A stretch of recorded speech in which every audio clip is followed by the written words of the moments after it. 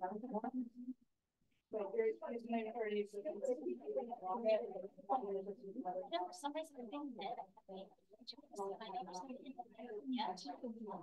all set, Megan. Hey, welcome back for our program where we're going to be talking about transitions. We have the district's lead counselors join. We also have people picking up their teacher appreciation badge, so that's really exciting. Our district's lead counselors will be presenting for us today. We have Miss Koni Withers and Miss Jackie Clayton. So I'm going to leave it to them to continue on this program.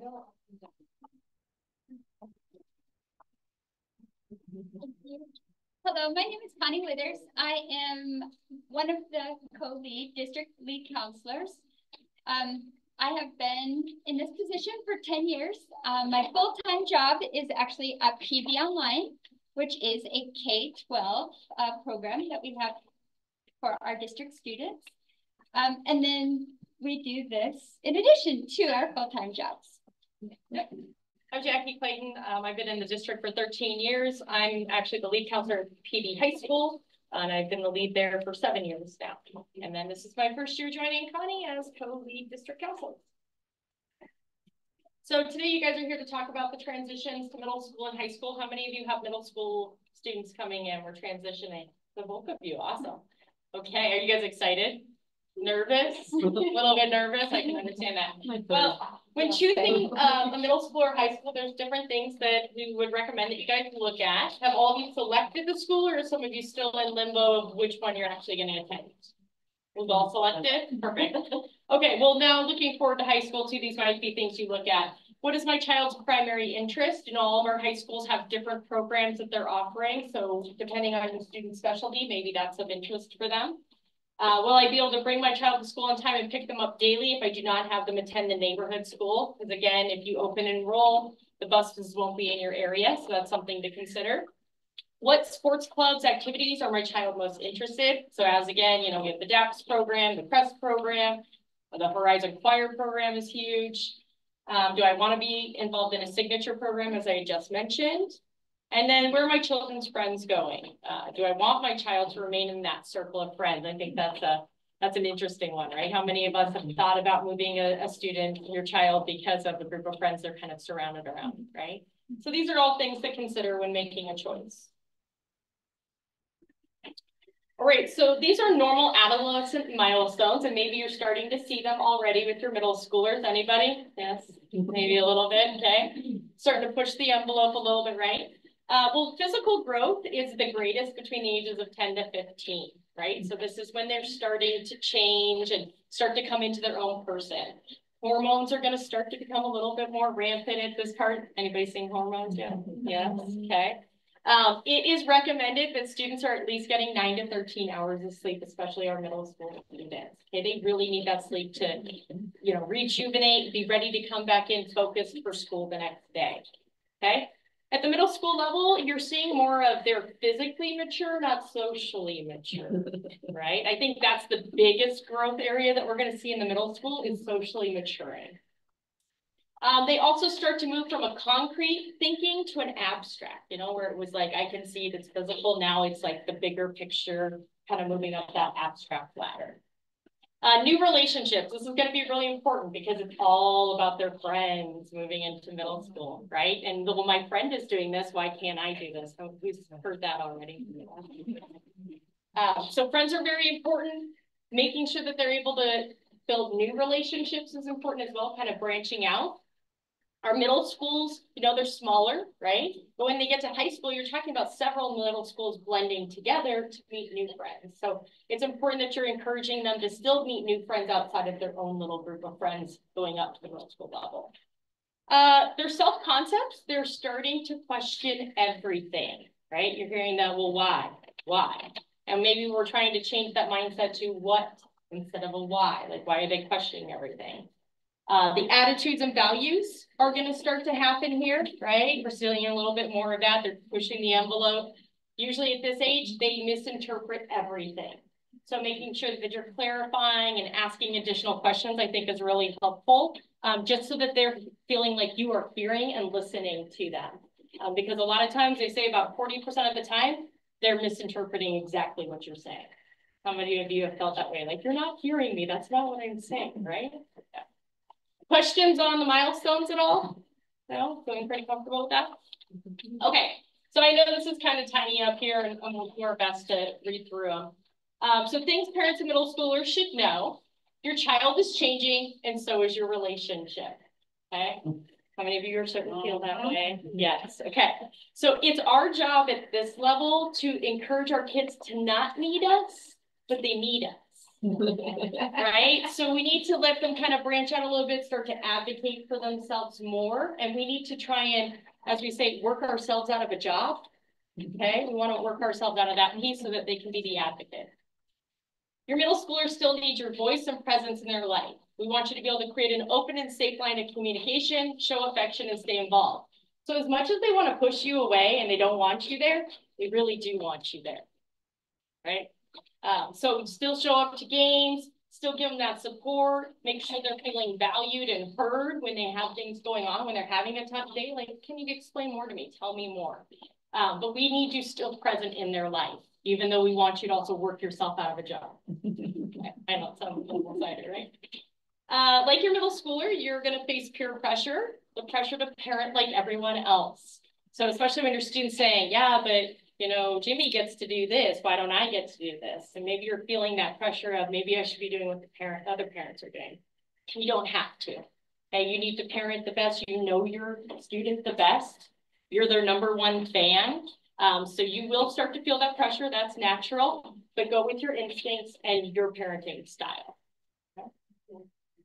Today's schools want proactive middle schoolers. They foster independence by asking parents to be involved as little as possible. Prepare your child for the road, not the road for your child. This is really important, especially as you get to the high school level. The #1 word I'm going to say is advocate. Okay, we want your student to be the one advocating for themselves.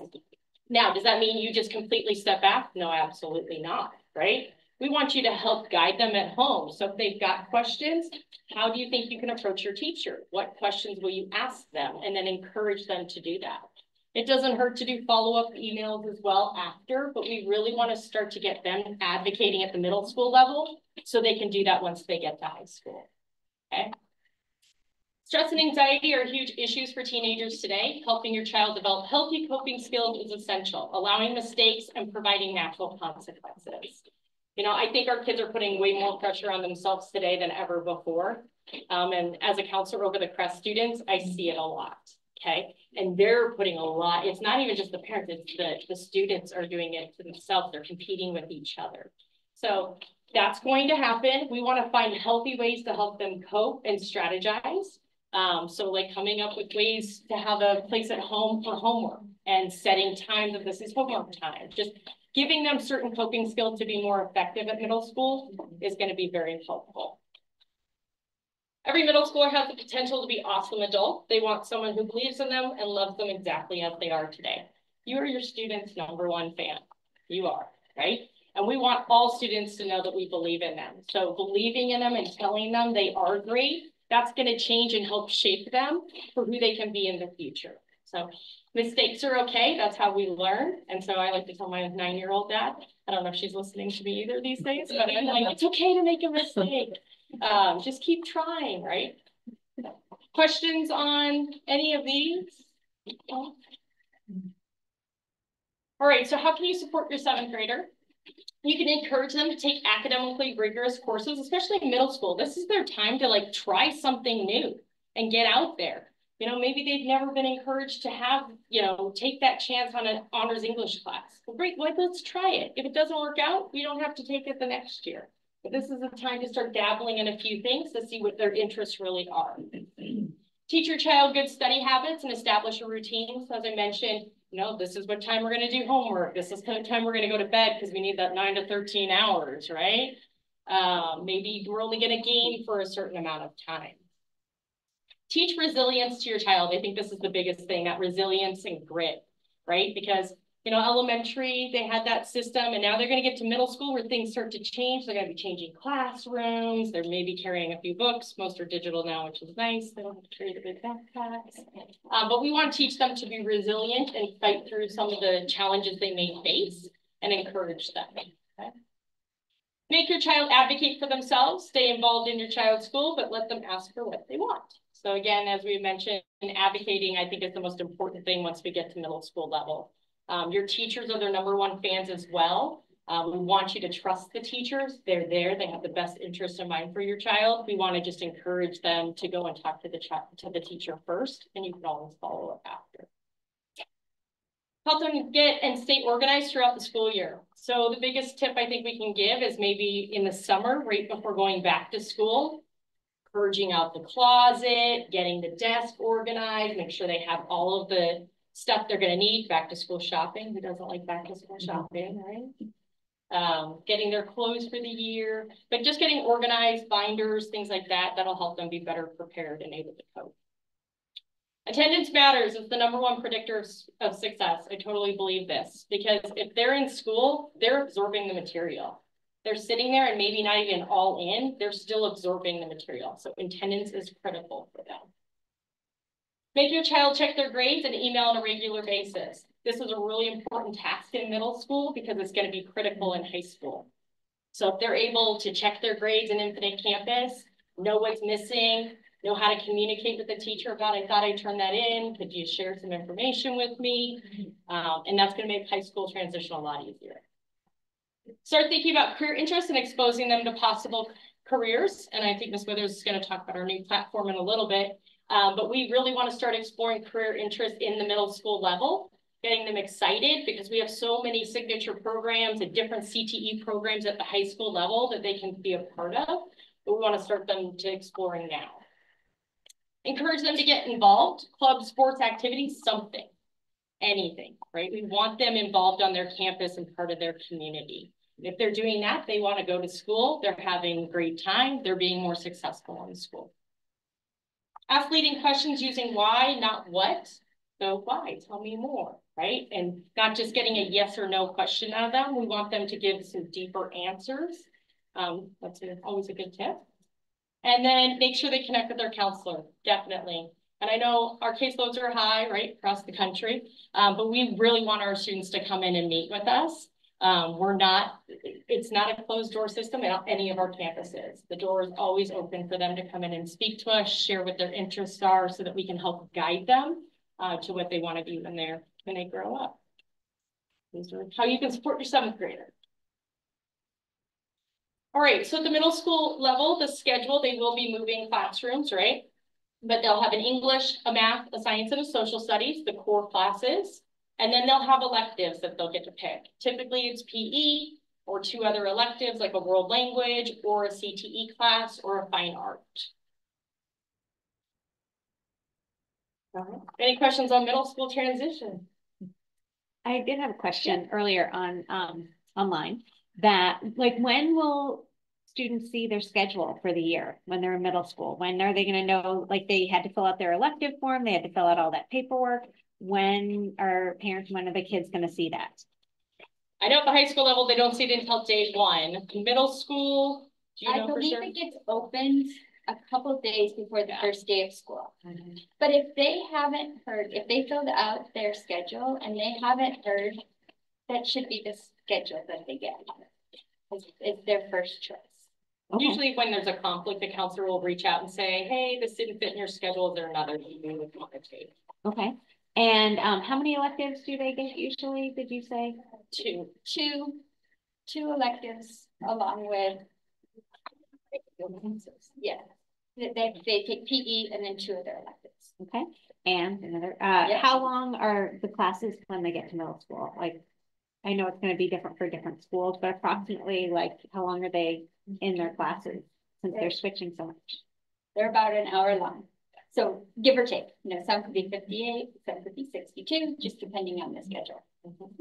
So PE is physical education everyone gets, and then 2 more electives? In 7th grade. Is that new? No, probably not. No, that's not. It's 4, 5, 6. No, PE is an elective. They can choose. Yeah, I think it's the 4 okay. plus the 2 electives. Yeah. So PE could be one of those Okay. options, but you have to take it in middle school.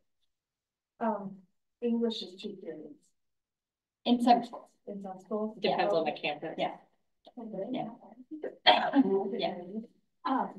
Mine's a timing question. So I mean, for both middle school and I guess the same question for high school. When do you start, or when do you recommend you start the process to pick the middle school, or start the process to pick the high school? Keeping in mind that some of our middle schools and high schools are by application, and those applications are January. okay. Yes. So the earlier, the better. Honestly, the best time to select the school is in September the year before. September of 7th grade, September of 6th grade for middle school, and September of 8th grade for high school. To start thinking about it. Now, it doesn't have to be done in September, but to start thinking about it, to start looking at the schools. Most of the schools will have a future freshman night or an incoming student night in the fall. And then some are application based. So like the CREST program applications open in October, right? So DAPS program, like those applications open early. DAPS opens in, I think, July. Yeah, so DAPS it's even opens earlier the crazy. year before. Yeah.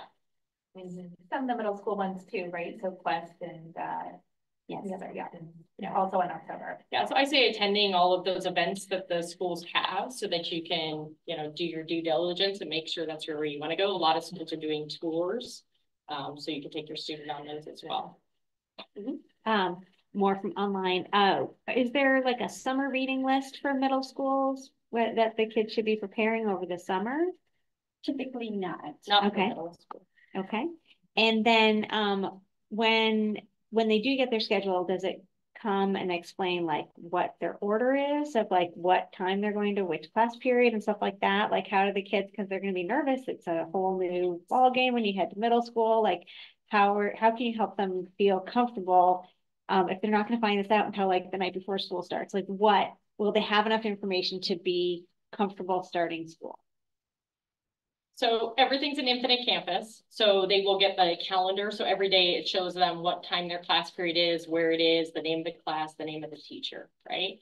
And I know at the high school level, because we're at the high school level more, so we understand that process, but we give a concrete schedule, like an actual schedule the first day. And then we usually have students, upperclassmen that are out and about and helping students get to the rooms. I'm assuming that's the same way at the middle school level, that they've got 8th graders out there and teachers helping guide students to classrooms. And most middle schools have a camp prior to the beginning of I was just school. gonna say that. There's And- a camp for And I would very much encourage your child to go to that camp or the day, whatever program that they have, where they let the students walk through the campus, get familiar. Typically, that's when they get their schedule, if it's available. That is the way to ease the anxiety of a new campus. Yeah, we do that at high school level too. There's always a camp right before the upperclassmen. Mentor them, take them in small groups around the campus. So the same at the middle school level. The one thing I remember from my previous kids at middle school too, was that middle school was the heaviest backpack that they've ever carried. And part of that, and I don't know if you can take this back to disseminate, but part of that was because every teacher wanted to help them learn how to organize. But the problem was every teacher had a completely different organizational method. So some of them said, oh, we want you to have a binder and then you're going to put all your stuff in. Another one said, we want you to have a 3-subject notebook. And so that way we're going to use it. Another one said, we want you to have 2 folders and 1 comp book. And then you're going to have 2 green folders. And it literally was the heaviest backpack for both those years. Like by the time you get to high school, it's a folder and a notebook. So I don't know if you can disseminate that back. It's great feedback. We'll definitely take it back. It's awful. my 3rd kid is going to middle school next year, and I want to go in the first day and be like, we are doing none of this. You're getting 1 notebook and 1, and don't you dare mark my child off. because it's a heavy backpack. Especially now since riding. everything is digital. Yeah, especially since you wouldn't think, but with all those different binders and method and notes, and it's just, yeah. So that's a comment that I. Yeah, that's good 100 times. And are they allowed to have rolling backpacks with that? But doing that school is gonna be like, yeah, get me a rolling back. Yeah. And like, my child will bike to school the mile, so now you're having to carry that thing, for the mile to there. Because they won't find their schedule out until the day before, how can they get their school supplies in advance? Honestly, they don't need them Yeah. until the first week of school. They should just come with a pencil ready to go. Like you have send them with a notebook, a pen, and a pencil. Yeah.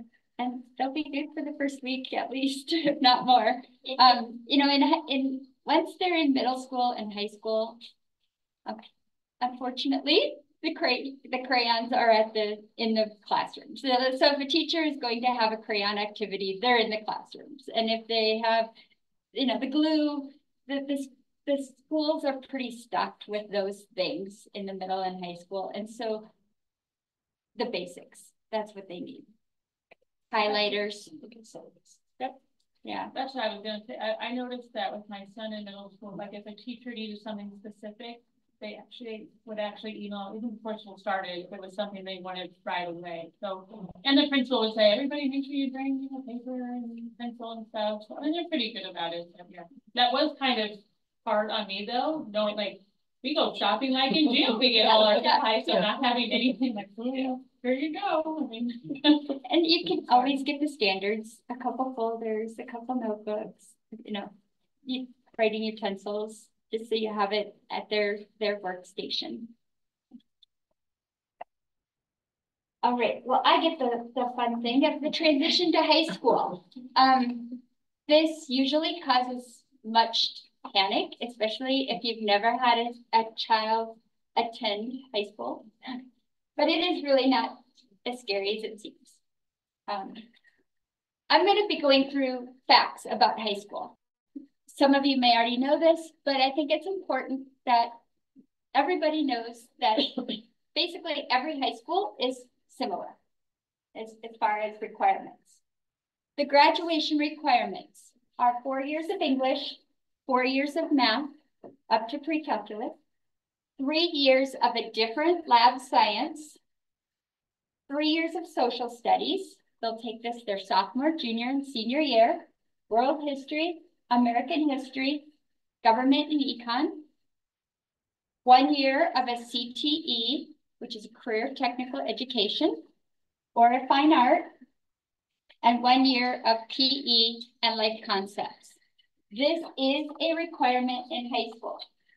Every student does have to take a year of PE as a semester and life concepts as a semester.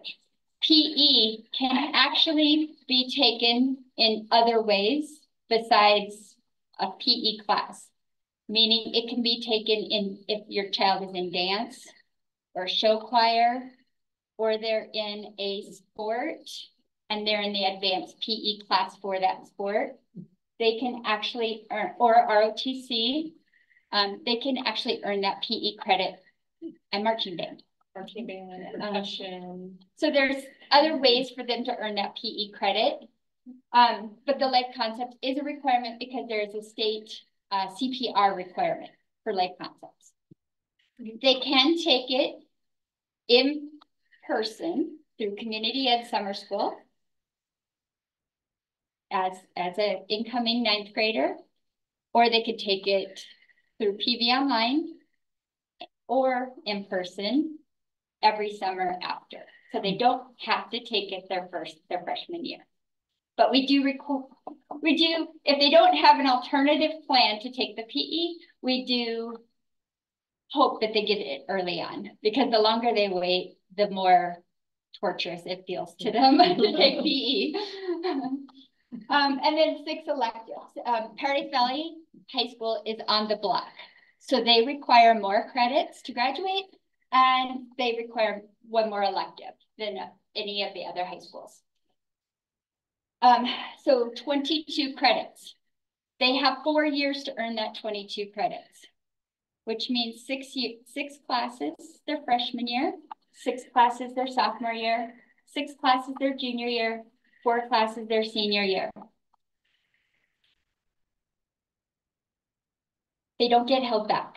If they fail classes, they just have to make them up. Whether that's summer school, night school, there's lots of opportunities to make up credits, but they don't get held back. That's a big question we get a lot, actually. Yes. Hi, I just wanted to say I was kind of surprised this year. My daughter is a sophomore rising as a junior, and she was selecting science. And when it says different lab sciences, I was always under the impression that we had to cover biology, chemistry, and physics. But it seems like she can do biology, chemistry, and AP biology, and that counts as different lab sciences. Okay. Yeah. Yeah. Actually, to follow up with that, I noticed that for freshmen coming in, it's integrated science, right? That not part of the lab, and what would that be under the integrated science is the new general science class that we have incoming freshmen take generally. And it covers, it's a general lab science. So then they can take biology, chemistry, they can take integrated science, earth science. So part of the lab science, chemistry. All of our sciences are labs in our high school. The only science that is the same lab science that a student could take is if they take earth science and astronomy geology. Those are the exact same sciences. But I believe in our district, those are the only 2 classes that are the same lab science. Yes. Oh, I'm sorry. With the P in life concepts, is that or and? I mean, life concepts is part of it, or PE is 1 semester, life concepts is 1 semester. Okay. So it's a full year class, but they're 2 separate classes. You need a 0.5 physical and a 0.5 health, which is where the CPR is. So like marching band and all those can count as your 0.5 physical, but then your student still has to do the health portion. How does it go about getting credit for marching band for PE? Because I've had 2 kids go through do marching band, and they would have loved to have been able to have had another elective, because they had to use their elective for their foreign language, and then marching band, and then they don't get to try anything else. Like that would have changed their whole life. Yeah. Well, I'm sorry it didn't happen. However, yes, all they have to do is let their counselor know. Just remind their changed in the last few years. Governing board approved alternate PE classes, so it depends what year the student graduated, because it's really only been 2, maybe 3 years in effect at this point. Okay. And then because it doesn't automatically transfer into the transcript, the student has to tell the counselor, I would like my marching band to count as my PE, and then we have to manually change the transcript for the credit. Okay. And we, as counselors, honestly do try to monitor that and check that. It's just, we have a lot. So if they remind us, it helps us a lot. Yeah. Are there foreign language requirements? I'll get to that. And then you have to pass the civics test. Typically the civics test is actually taken in middle school, but if they don't pass it, they can take the civics test. It's offered every year, usually twice a year, for students to pass. But that is also a graduation requirement. As far as the foreign language, I haven't go there yet. As far as the foreign language, yes, 2 years it is not required for graduation. Foreign language is not required for graduation. We recommend students to take 2 years of a foreign language for college admission. It is a requirement for our in-state universities, except NAU. NAU no longer requires it. They're doing a pilot. We don't know how long that pilot's going to last, but right now NAU is not requiring foreign language. But we all believe that having a foreign language background is a good rounded education. So we do encourage students to take 2 years of a foreign language. If they happen to take 4 years of it, there is things, this is way down the road for high school, but there are things called the Fine Arts Seal and the Seal of Biliteracy. These are seals that are put onto the diploma as special recognition of accomplishments done in high school. So. Okay, middle to high school math. This always seems to be one of the big transition questions about my student started Algebra 1, 2 in 7th grade. Now they're in high school. What math? Do the grades count? What counts? I don't know if anyone here is in this situation, but I wanted to make sure that this was covered. Is that the lowest math class we offer in high school is Algebra 1, 2. Okay. Next year, we are actually going to be offering Honors Algebra 1, 2 as well. We've never actually offered a weighted math class as for freshmen up till next year. We just got this approved. So if your child is taking Algebra 1, 2 or Geometry 1, 2 or Honors Geometry 1, 2 in middle school, it actually will go onto your child's high school diploma transcript. You have until the end of the freshman year to get that grade removed from the transcript. Why would you want it removed? Because the grade wasn't very good. Or they took regular Algebra 1, 2, and you want to focus more on having them take weighted classes. So if you don't want them to have the Algebra 1, 2 grade on the transcript, there will be a process the high school counselors will go through. They'll go into their child's math class and they'll say, okay, now is the time to get the grades removed if you want them removed. It can only be removed during the freshman year, okay? But if their grade wasn't great, or if they're repeating the class, so let's say they took Algebra 1, 2 as an 8th grader, and they got a B, so you're okay with that. But you know that they're not really ready for high school math. You know, you just feel like they need a little bit more. So you want them in Honors Algebra 1, 2 in high school. You would probably want that Algebra 1, 2 class removed because now they're in a weighted class, as long as they do well in that. Taking high school math classes in middle school does not exempt them from taking 4 years of math for scholarship purposes. So if they have 4 years of math on their transcript, they can graduate, but colleges are still looking at 4 years of math. So what that means is if they've taken Honors Geometry as an 8th grader, they're going to be in very high level math all through high school. They'll be in Honors Algebra 3, 4, Honors Pre-Calculus, Honors Calc, AB or BC, and then probably some schools have an AP Statistics, some schools have college algebra, you know, like there's other upper level math classes, but these students will be taking all upper level classes. Just to clarify for those of us that are at PV, they don't have to be years, it's credits. Credits. Okay. Yes, okay. Yes, true. Yes.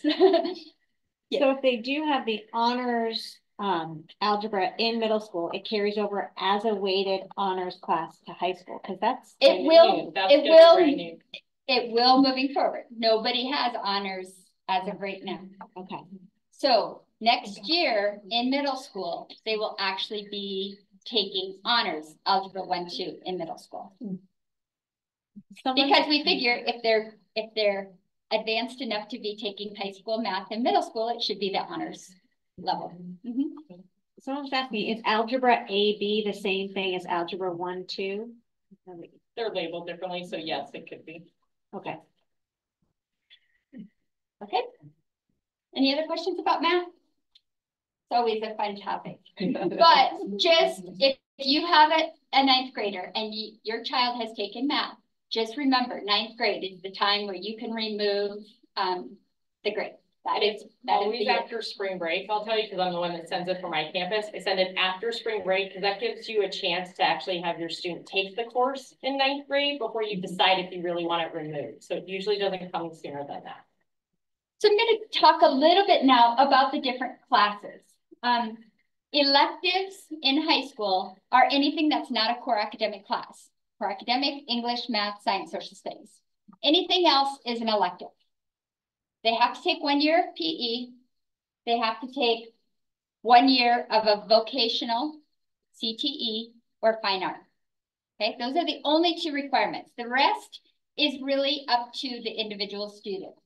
So any extra, if the student wants to take an extra math, social studies, science, AVID, psychology, ROTC, weight training, world languages, all of those would be considered electives. So, for example, your student loves science. They could take 4 years of science. One of those years of science would be considered an elective.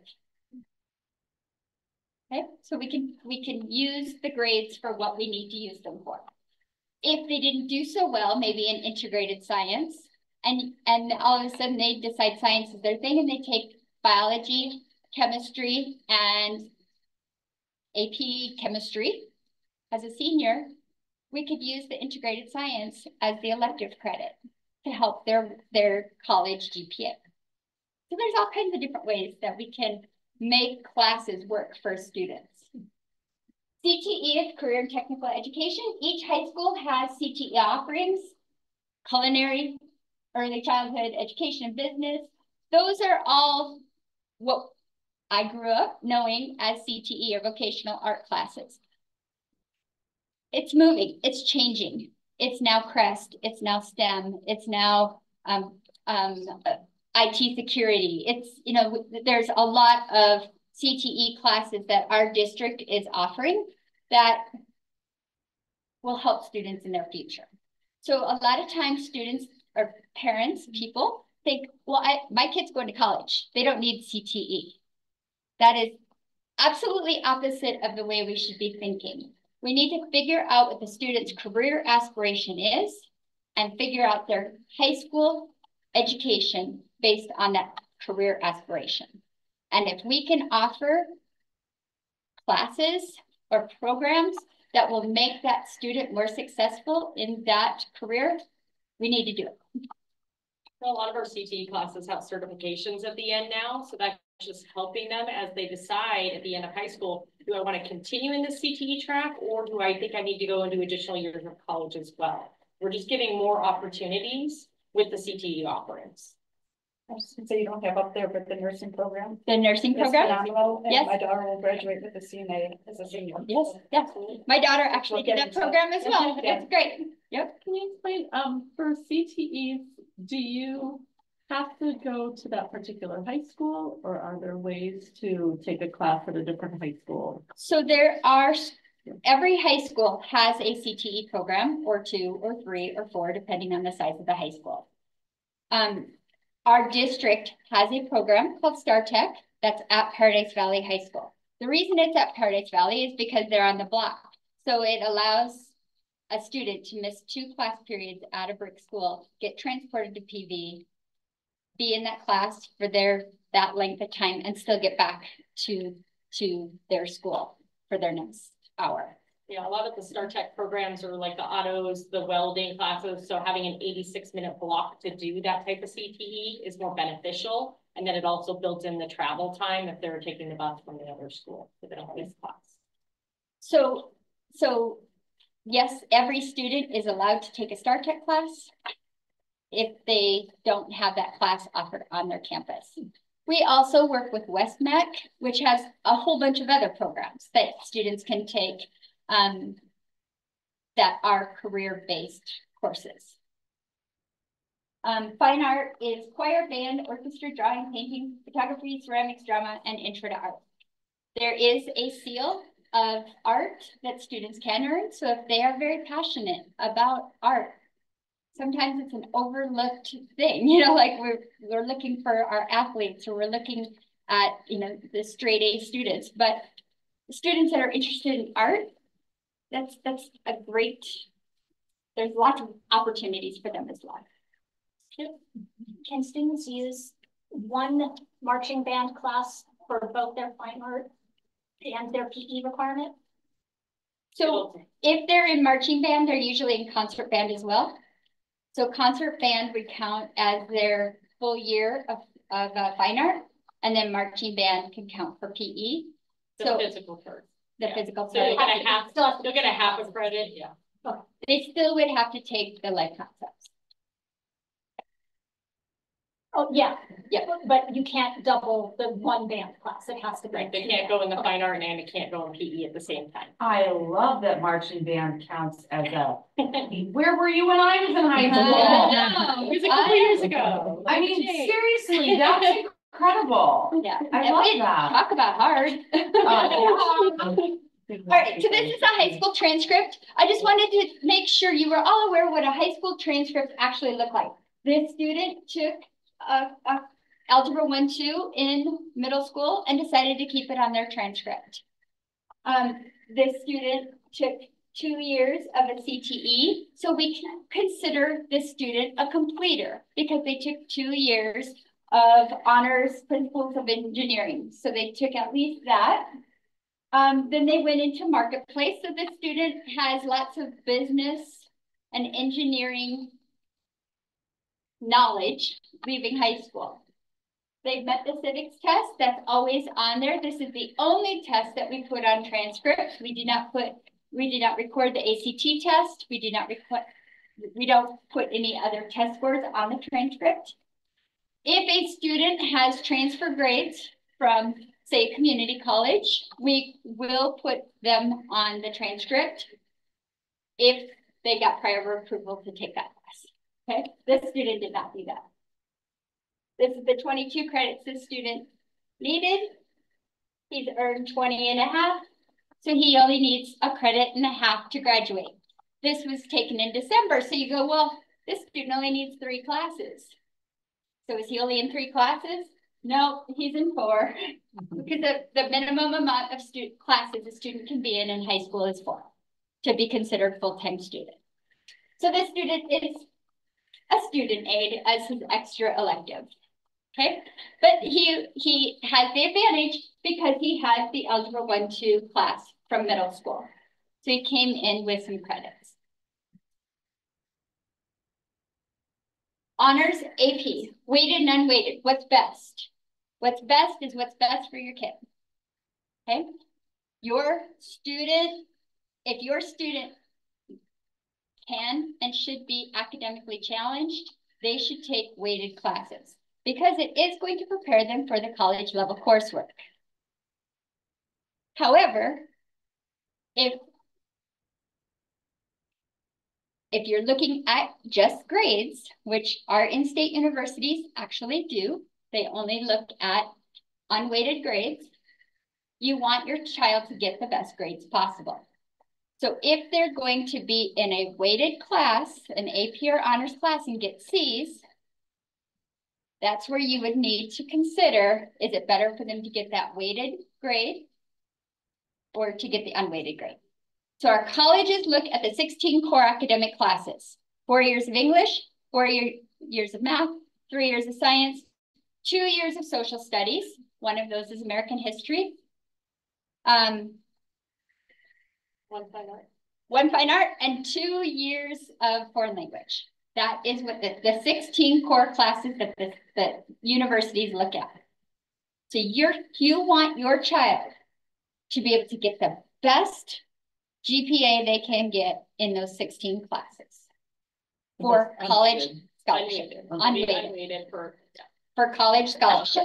So if your child has taken weighted classes and they've done great, they're going to have a 4.0 unweighted GPA. Okay. If they've struggled in a weighted class and they have a C, it's going to affect their unweighted GPA. If they have more than, say, 4 years of math, do they get to pick which 4 years the college looks at? Yes. The university does. The university picks. They take the 4 best grades. Oh, okay. Yeah, so like at PV, our students could take 8 credits of math. They could take the 4 best math credits. The university recalculates the GPA of those 16 classes. So they won't get penalized for taking an extra hard class for that 8th year. Okay. Yep, no. So we offer middle school. The middle school teachers recommend what high school classes the student should take. Now, honors algebra is going to be a little weird this year because that's the first time we've offered it. So, we may have to do some fixing of those schedules moving forward. But you have the right as a parent, if you want your child, if your teachers have not recommended your child to take an honors class, it is your right to ask for a review on that. Okay, it's okay for students to fail. I think that's something our culture has kind of gotten away from. Like, we don't want our kid to struggle. We don't want them to have a hard time. And we don't necessarily want them to struggle where it's causing them anxiety. But if a student really, really wants to take an honors English class, let them take it. And if they get a C, they get a C. They've tried, right?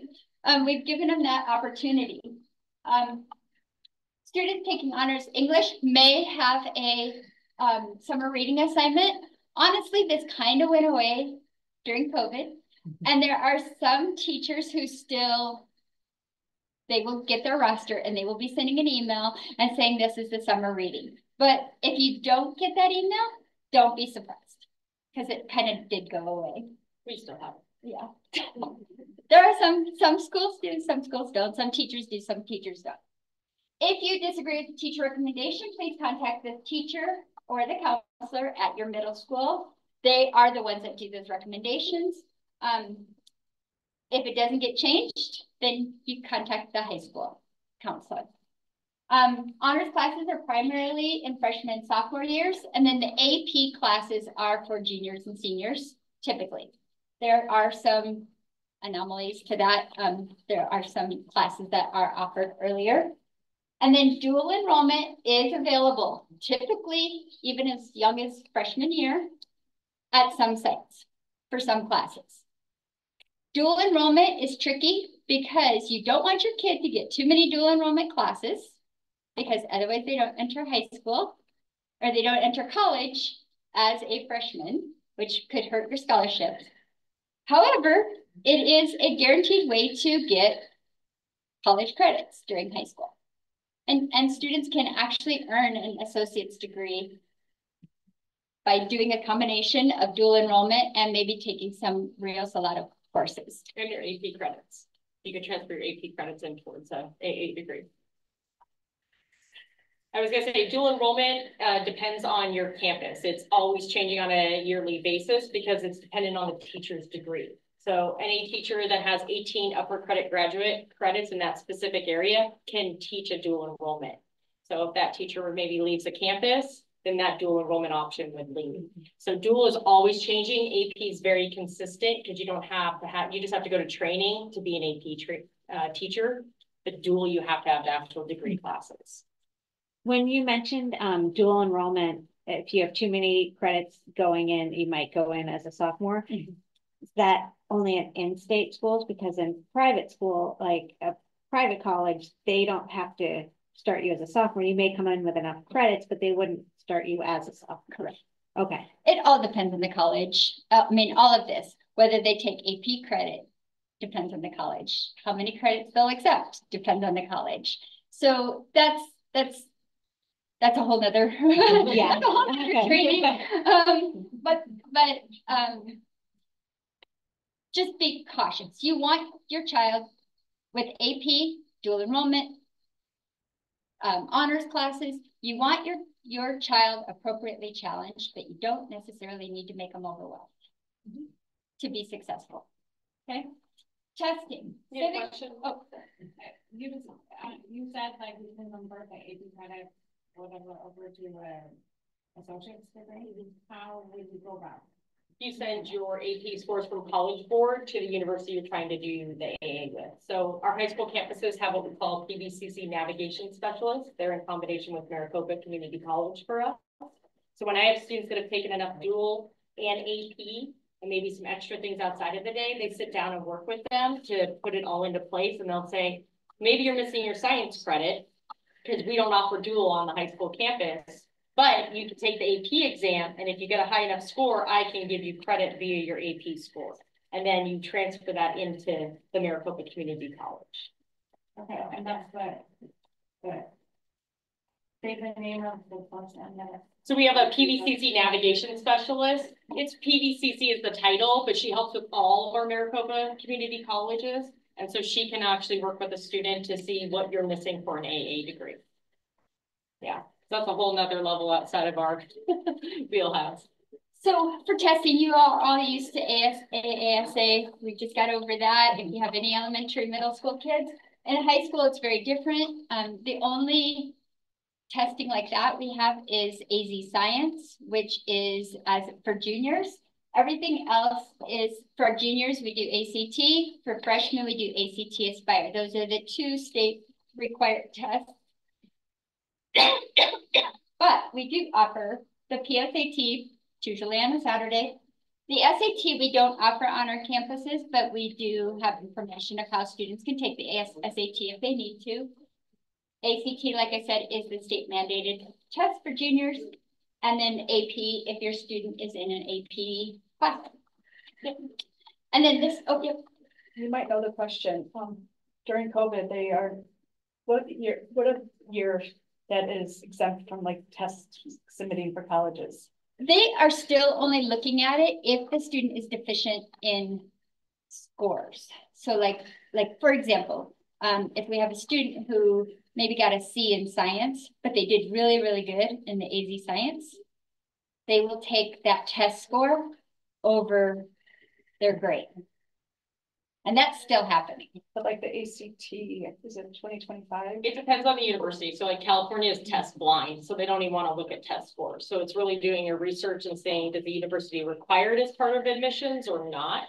A lot of it is for scholarships only anymore and not even admissions.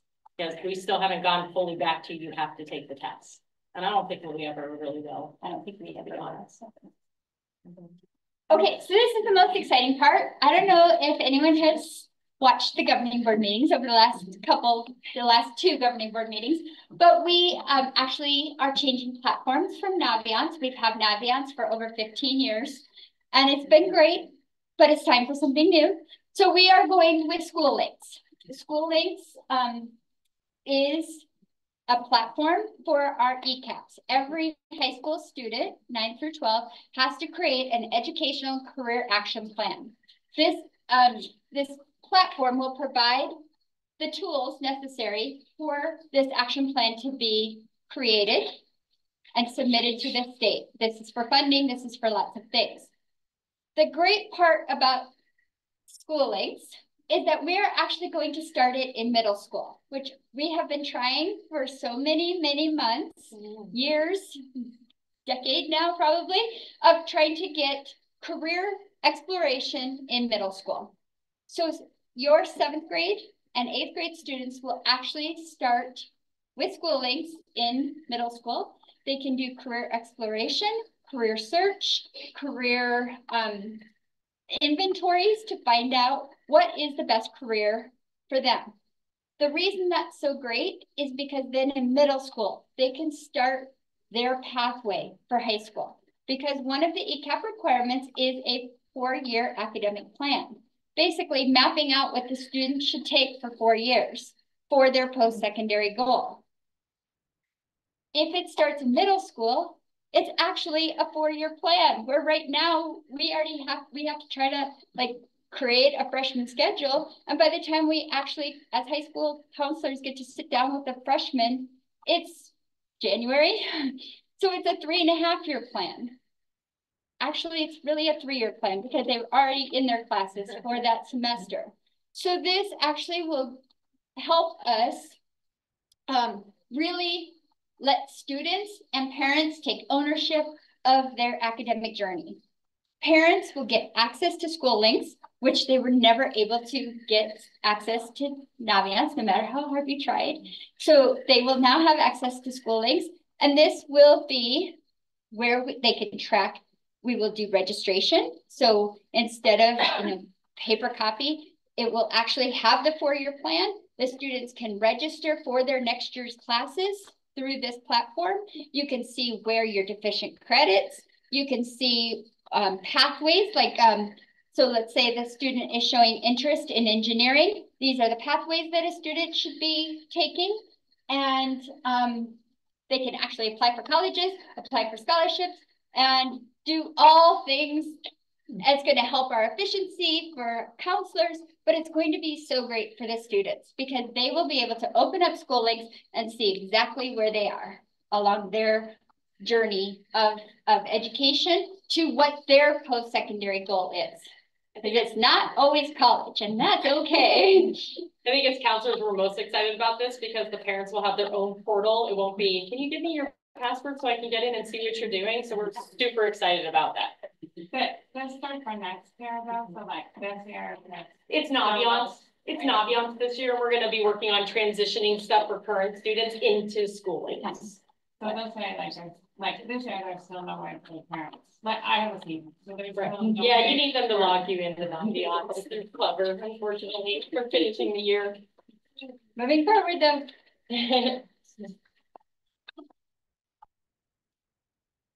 All right. How do I help my ninth grade succeed? You need to stay involved. You need to attend parent-teacher conferences. You can email teachers. It's okay. We want parents involved. Do we want students to advocate for themselves? Yes. But parents need to be involved. Meet your child's counselor. Share concerns and post-secondary plans. Make that appointment. We have 500 students each. Each counselor has 500 students in the high school level, okay? So if we don't respond to you immediately when you ask for a meeting, don't think it's like, well, that counselor doesn't care. They don't want to meet with me. No, just ask again because we probably lost it in our email unintentionally, okay? So be persistent, keep asking. It's okay. You should be involved. Get involved in club sports activities. They need to stay involved. Math class is not where they're going to meet their best friends. They're going to meet their best friends in the thing that they're interested in, which is a club sport or activity. And those best friends might be the people who are best friends with them for the rest of their life.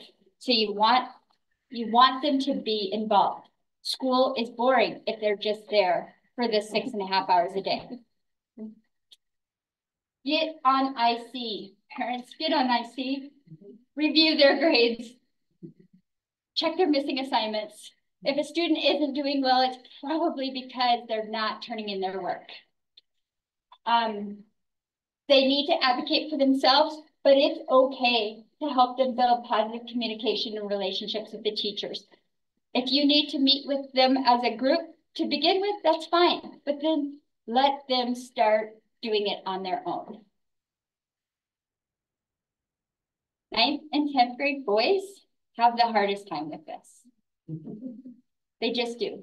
And their brains are just not wired to be able to advocate well for themselves. So it's okay for you to help them with that. And then by the time they're junior and senior, they're awesome. High school is prepared for college and or careers. They need to learn study habits, turn in assignments, be prepared. Organization, time management, probably the most difficult thing for them, but it is the most important thing for them. The 7:30 school schedule for high school is rough on high schoolers. It's rough. Get them to bed early. That's the hardest thing to do, but the best thing to do. And then attendance. Honestly, that is the biggest indicator of success. There is a study out there. It's very, like as a counselor, I feel like it bothers us the most, is that if a student's attendance is bad, their grades are not successful in 9th grade, it is a huge indicator of academic challenges throughout the 4 years. So if we can get freshmen started on the right track in a positive way, we know that those students are going to be successful. It's important too that you as a parent over a 9th grader lets them know their grades do matter in high school. At the middle school level, if they failed a class, it's not a permanent record. This transcript is a legal document. Grades cannot be removed. So they have to realize that If they fail something, it stays on the transcript and they're gonna have to just keep repeating it. It just doesn't disappear like in middle school. Prepare digitally for the next year. I know this sounds weird, but back to the backpack thing. In high school, most of it is digital. But if you have ever looked at your child's email, you would probably be shocked. You know, 1,000, 2,000, 5,000, 10,000 unread emails. Okay, clear it out. Over the summer, clear out every email from everybody they've ever received it from, because it doesn't matter. Unscribed emails they no longer need. They no longer need. In middle school, I know that they do not get access to external email, but in high school they do. So you might want to talk to them about what would you subscribe to. The cool thing is with school links is that students can search scholarships or colleges without getting all the spam. So their emails should really be for communicating with the teachers. Create files and move emails that they want to keep. Delete all emails from previous years that you no longer need. Check, read, and respond to emails at least 2 times a day. It's a great practice. I can't do it. I tried, I can't do it. Organize your Google Drive. That's the other thing that in high school, they will use their Google Drive constantly. That is pretty much how all assignments get completed. They can delete their middle school and elementary documents that they have saved. Create files. Maybe they create class files instead of carrying, folders of things. There's just not many papers in high school anymore. And then make sure that they name each document. Come up with a plan. I know for us, it's FY24, FY25, whatever the graduating year is, that's what all of our documents are for that year. Maybe that's what they come up with, is a plan of how to be able to find the documents. And then create a school routine and follow it each day. But let them schedule free time for activities. They can't do school all day. Their brains just can't. So give them that freedom to do something that they enjoy. And then please discuss appropriate cell phone usage. It is, we don't want to take them away from them, but we've both been in classrooms where that is all the students are doing, is on their cell phones. They are not engaged with the teacher. They are not paying attention. And then something bad happens online, and then that changes the whole day for them. Cell phones are great. They're a great tool when used appropriately. Teach them young, teach them early. Probably one of the most behavior things is a cell phone violation that I see on a daily basis at the high school, where they have to bring it up and then you as a parent have to come and pick it up at the end of the day. So I know you probably don't want to do that extra step. So this is good for all of us to do. And then here's the final note. Adolescence is a period of rapid changes between the ages of 12 and 17. For example, a parent ages as much as 20 years, if not more. Oh, I feel that for sure. And what happens when you have consecutive kids? Then it's 40, you add 20 every time for every kid, right? It's marking on the next 20. I have had 2 students who have went through Paradise Valley. They're both adults now. I feel your pain. I know every year the little freshmen come into high school and we feel for them. But then they leave the seniors and it's amazing. Like what they come in and what they leave is actually truly amazing and heartwarming to see that they can do it. So any questions? I know we ran a little late. We're sorry. Don't apologize. We appreciate your time. That was wonderful. Thank you. Yes.